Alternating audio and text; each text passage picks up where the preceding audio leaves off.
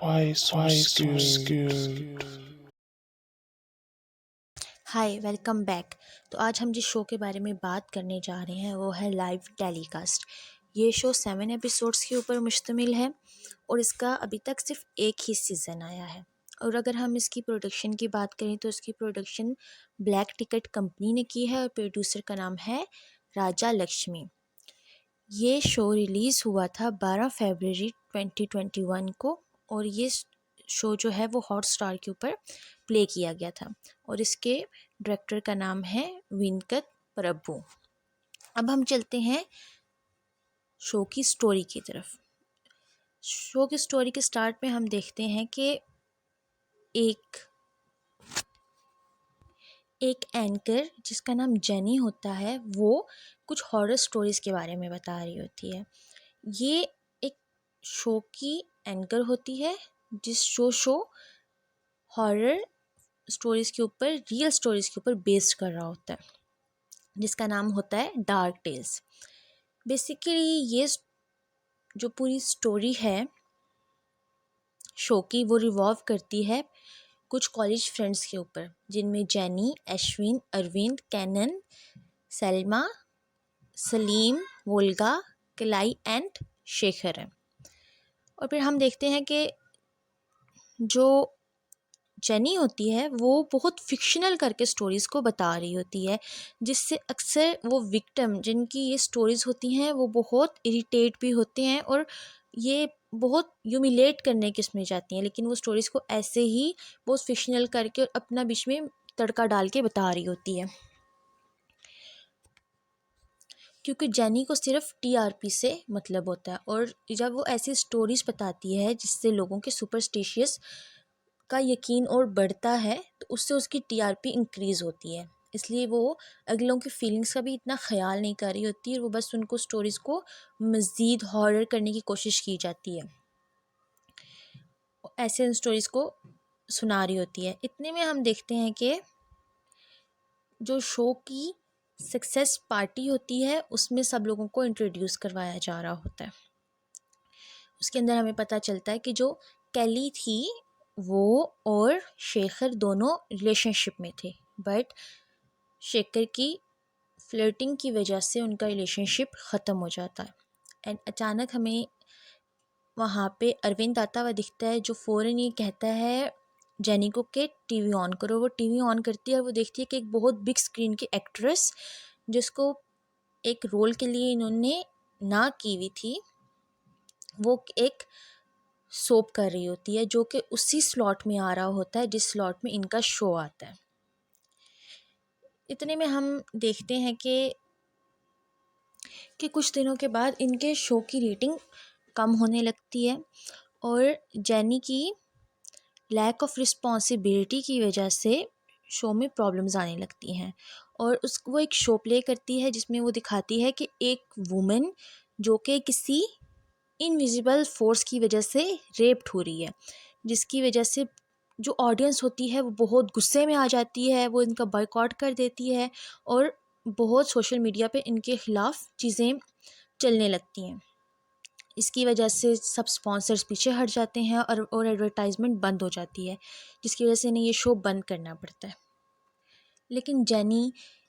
ये सब ख़त्म नहीं करना चाहती, तो एक दिन वो शेखर के घर जाती है जहाँ पे वो देखती है कि शेखर अपने बेड से ऊपर हवा में फ्लोट कर रहा है और उसको पता चलता है कि शेखर के हाथ में एक तिलिस्मी धागा उसके अब्बू ने बांधा हुआ था जिसकी वजह से वो स्पिरिट से सेफ रह सके। ये देख के उसके माइंड में एक आइडिया आता है और वो आइडिया जाके अपनी टीम मेंबर्स के साथ शेयर करती है। वो उनको बताती है कि हम किसी हॉरर जगह पे जाके लाइव टेलीकास्ट करेंगे, लाइव शो करेंगे और लोगों को दिखाएंगे कि रियल में गोस्ट होते हैं एंड उनके जो पैरानॉर्मल एक्टिविटीज़ दिखाएंगे। और वहाँ का डायरेक्टर इसके लिए एग्री हो जाता है और वो एक घर रेंट करते हैं। वो घर रेंट करते हैं, वहाँ जाते हैं तो वहाँ पे एक औरत रहती है जिसका नाम होता है शेन बगम और उसकी एक बेटी होती है जिसका नाम होता है उविया और एक बेटा होता है जिसका नाम होता है सिरी। वो इन्हें बताती है कि जब वो यहाँ पे आई थी तो ये घर उसने बहुत कम प्राइस में लिया था, तो जब यहाँ पे आई थी तो सब कुछ नॉर्मल था, लेकिन कुछ टाइम के बाद जो उसका बेटा होता है वो बहुत अलग बिहेव करने लगा। वो नए लोगों को देख के डर जाता था, और इतना ज़्यादा डर जाता था और वो लोगों को पहचानना छोड़ चुका था, जिस वजह से वो उसका स्कूल जाना भी बंद हो गया था। लेकिन वो जब भी ये घर छोड़ के जाने की कोशिश करती थी, घर के सारे दरवाजे अचानक बंद हो जाया करते थे, जो गोश्त उनको यहाँ से जाने नहीं दे रहा होता था। तो जेनी उससे वहाँ पे शूट करने की परमिशन मांगती है, तो शीन बेगम वहाँ पे शूट करने के लिए पेमेंट की डिमांड करती है, जिसके ऊपर जेनी का डायरेक्टर इतने कम रेट्स पे घर मिलने में इंटरेस्टेड होता है और वो उसको ख़रीद लेता है और वहाँ पे अपार्टमेंट बनाने का सोचता है। जेनी अपनी सब टीम के साथ वहाँ पे सेटिंग्स करने लग जाती है, वो सेटिंग करती है और उसका एक प्लान बी होता है कि अगर कोई गोस्ट ना आया तो हम अपने कुछ एक्टर्स को एक फेक गोस्ट की तरह प्रेजेंट करेंगे और शो की रेटिंग ताकि बढ़ जाए। इतने में वहाँ पे वो एक्टर गोस्ट के लिए में जैसे ही सामने आता है,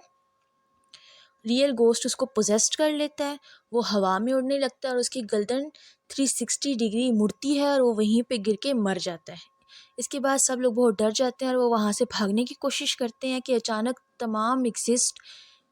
डोर बंद हो जाते हैं, उनके पास एग्ज़िट करने के लिए कोई भी रास्ता नहीं बचता। और इतने में जो गोस्ट होता है वो शीन बेगम को घसीट के कमरे में ले जाता है और वो कमरा लॉक हो जाता है। कितने में शीन बेगम के बच्चे भी उसकी तरफ भागते हुए जाते हैं और उस रूम में चले जाते हैं और वो रूम लॉक हो जाता है। और जो शीन बेगम होती है वो बेहोश हो जाती है चोट लगने की वजह से। जेनी का सारा जो क्रू होता है वो सेपरेट होके बाहर जाने का रास्ता ढूंढने लगते हैं, और लेकिन उनकी मुसीबत तब ज़्यादा बढ़ जाती है कि वहाँ की जो बिजली होती है वो बंद हो जाती है, और वहाँ पे यही माना जाता है कि वो बिजली जो है वो गोस्ट ने बंद कर दी है। लेकिन वो लोग हर कोशिश के बाद भी उस घर से बाहर नहीं निकल पा रहे होते, और जब भी कोई उस घर से बाहर निकलने की बात कर रहा होता है तो वो गोस्ट उसको पोजेस कर लेता है और मारने की कोशिश करता है, जिसकी वजह से इससे बहुत से लोग जो हैं वो ज़ख्मी हो जाते हैं। जेनी और उसके क्रू ने क्योंकि अपने फ़ोन बाहर ही रखे हुए थे तो वो किसी के साथ कांटेक्ट भी नहीं कर पाते। लेकिन जेनी वहाँ से उस औरत का शिन बेगम का फ़ोन लेती है और उसको वहाँ से पावर बैंक मिलता है, उससे कनेक्ट करके वो बाहर अपने क्रू के साथ, चैनल के साथ और क्रू के साथ बात करती है, और वो लोग पुलिस को बुलाते हैं अपनी हेल्प के लिए। पुलिस जेनी को बचाने के लिए आती है, लेकिन गोस्ट ने तमाम दरवाज़ों पे इलेक्ट्रिक करंट छोड़ दिया होता है, जिसकी वजह से वो लोग अंदर नहीं आ पा रहे होते। तो पुलिस इंचार्ज जो होता है वो जेनी को ये सजेस्ट करता है कि आप ऐसा करें, आप गोस्ट को ये कहें कि जो यहाँ के रेजिडेंट्स हैं वो यहीं पे रहेंगे और हम लोगों को वो बाहर जाने दें। इतने में हम देखते हैं कि जो शिन बेगम की बेटी होती है उसको गोस्ट ने पोजेस्ट कर लिया होता है और वो शिन बेगम को मारने की कोशिश कर रही होती है, लेकिन जेनी वहाँ पहुँच जाती है और जेनी जाकर से ये डील करती है, तो गोस्ट इसके ऊपर एग्री कर जाता है। और जैसे ही सब दरवाजे खुलते हैं, ये लोग निकलने लगे होते हैं, तो शेखर सीढ़ी को उठा के बाहर भागने लगता है, और जिस पे गोस्ट को गुस्सा आ जाता है वो सब दरवाजे दोबारा बंद कर देता है और वो सबको पोजेस्ट कर लेता है। सब पोजेस्ट हो जाते हैं शेखर के अलावा, और शेखर को ये रियलाइज़ होता है कि उसके हाथ पे जो धागा बंधा हुआ है उसकी वजह से गोस्ट उसको पोजेस्ट नहीं कर पा रहा। वो अपने हाथ का धागा खोलता है और गोस्ट उसको पोजेस्ट कर लेता है,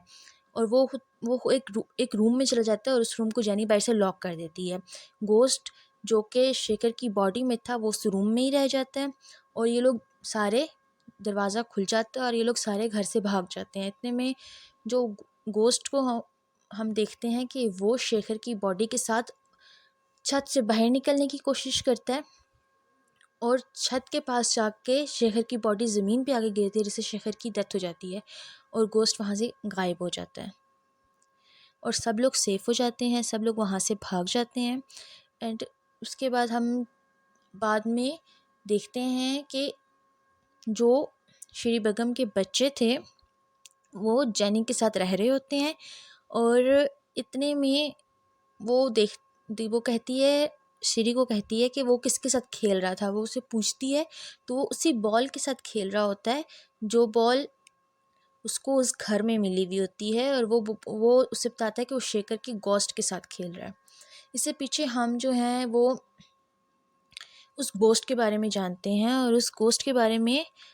हम जब फ्लैशबैक में देखते हैं तो हमें पता चलता है कि वो गोस्ट एक एबनॉर्मल लड़के का था जिसका नाम होता है चिन्ना, जो अपनी माँ के साथ उस घर में रह रहा होता है और वो बच्चों के साथ खेलने के लिए जाता है, लेकिन बच्चों की पेरेंट्स जो हैं वो चिन्ना के साथ अपने बच्चों को नहीं खेलने दे रहे होते, जिस से वो बहुत अकेला महसूस करता है। तो एक दिन वो अपनी माँ के साथ ऐसे ही झगड़ता है और उसकी माँ अचानक अपने रूम में जाती है और उसकी वहीं पे डेथ हो जाती है, और इसको समझ नहीं आती कि उसे क्या हुआ है। वो अपनी माँ को जगाने की कोशिश करता रहता है। कुछ दिन गुजर जाते हैं तो चिन्ना एक दिन छत से बाहर जा रहा होता है बच्चों से खेलने के लिए, और वो छत से गिरता है और वहीं पे वो मर जाता है, और उसकी मौत वहाँ पे हो जाती है। तो उसकी लाश देख के लोग वहाँ भागते आते हैं, उसको देखते हैं, तो अंदर जाके जब देखते हैं तो उसकी माँ की लाश भी वहीं पे होती है और वो वहीं पे सड़ रही होती है। तो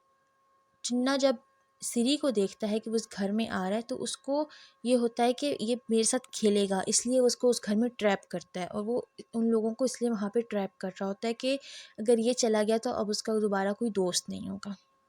और मूवी के एंड पे हम जैसे देखते हैं कि शेखर एक स्पिरिट बन जाता है और वो एक स्पिरिट की तरह सिरी के साथ खेल रहा होता है, और मूवी यहीं और ये शो यहीं पे एंड हो जाता है।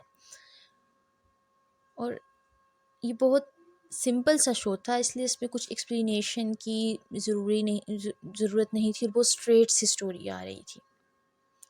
उम्मीद है आपको अच्छी लगी होगी, तो इस पे आप अपने रिव्यूज़ ज़रूर दीजिएगा।